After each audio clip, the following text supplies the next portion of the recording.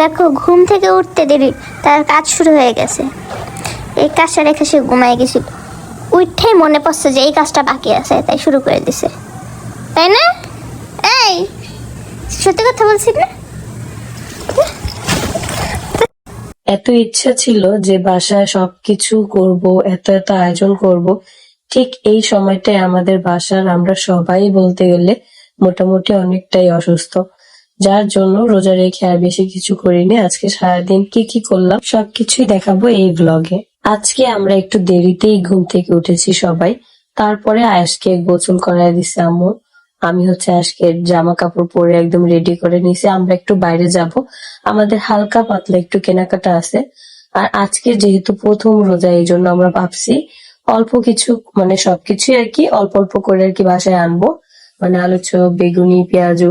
আমরা এখন আর কি তেলের জিনিস একদমই খেতে পারি না, তারপর আর কি অল্প অল্প করে সবকিছু করার চেষ্টা করতেছি। আর কিছু দরকারি জিনিস আজকে কেনাকাটা করা লাগবে, যার জন্য আজকে নিয়ে আর কি বাসার থেকে বের হব একটু পরেই, যেটা তোমরা দেখতে পারবা। আর এখানে আমাদেরকে দেখতেছিল যে আমরা রেডি হচ্ছিলাম, আমরা আর কি যাবো। তো বুঝতেছিল যে আসলে কি, এক পর্যায়ে যখন ও বুঝতে পারলো যে ওকে নিয়ে যাব না, ওকে বলতেছিলাম যে তোমাকে রেখে যাব, সে কান্না করে দিছে যে কেন দরজা খুলতেছি না। আসলে বাচ্চারা সবসময় বাইরে যাওয়ার জন্য অনেক বেশি পাগল থাকে। হঠাৎ করে আমি অনেক বেশি অসুস্থ হয়ে গেছি, কারণ 2-3 দিন আগে আমি রাস্তার মধ্যে একদম স্লিপ কেটে পড়ে গেছিলাম, যার জন্য ওই দিন আমি ব্যথাটা অনুভব করতে পারিনি। কিন্তু আজকে ঘুম থেকে ওঠার পরে দেখতেছি একদম হাত পা এত পরিমাণে আমার ব্যথা, আমি মানে নাড়াইতেই পারতাছি না কোনো কিছু, শরীরটা এত বেশি ভার হয়ে আছে। তারপরও একটু বাসায় টুকিটাকি আর কি কাজ করব, যেটা একদম দরকার লাগবে সেইগুলা করব। তার মধ্যে আমার হাঁটু একদম পুরোটাই চলে গেছে, যার জন্য আমি একদম হাঁটতেই পারি না ঠিক মতন। আমাদের ছোটবেলায় যেভাবে হাঁটু চলে যেত, ঠিক ওই রকমই আর অনেকটাই চলে গেছে রাস্তায় একদম পড়ে যাওয়ার কারণে। সামনেই যেহেতু ঈদ, আমরা সবাই কিন্তু চাই ফ্যামিলির সবাইকে একটু একটু গিফট করতে, যাতে করে সবার মনটা খুশি হয়ে যায়।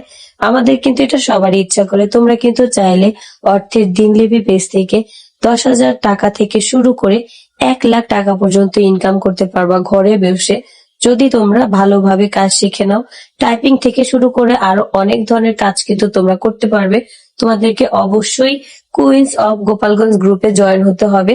এখানে তোমরা অসংখ্য আপুদের রিভিউ দেখে তোমরা তোমাদের কাজ বুঝে নিতে পারবা। একটা একটা করে সবকিছু কিনতেছিলাম, মানে এক এক জায়গায় এক একটা। তো আসার পথে দেখলাম যে এখানে বিড়াল আছে, আর আয়াস অনেক বেশি বিড়াল পছন্দ করে।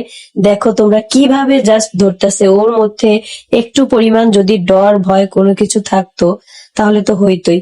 এই যে দেখো কি সুন্দর ভাবে ধরতেছে, মনে হয় তার পূর্ব পরিচিত একদম তার বন্ধু এইভাবে আর কি ধরতেছে। বিড়ালটাও কিছু বলতেছে না ভাই, মানে ওরা মনে হয় বোঝে যে এটা বাচ্চা, কিন্তু বড়রা ধরলে ঠিকই খামচি দিতে নেয়। আজকে কিন্তু আমি তোমাদেরকে পুরো ব্লগটা দেখাই নেই, যার জন্য তোমাদেরকে চলে যেতে হবে আমার ইউটিউব চ্যানেলে।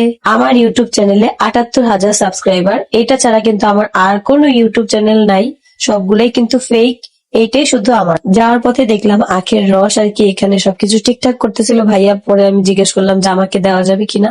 এখান থেকে আমি 6 গ্লাস আখের রস আর কি নিয়ে নিলাম ইফতারের জন্য। কাল সকাল 10টায় কিন্তু আজকে সারাদিনের ব্লগটা ইউটিউবে আপলোড করে দিব, যেটা তোমরা একদম 10টা বাজেই পেয়ে যাবা।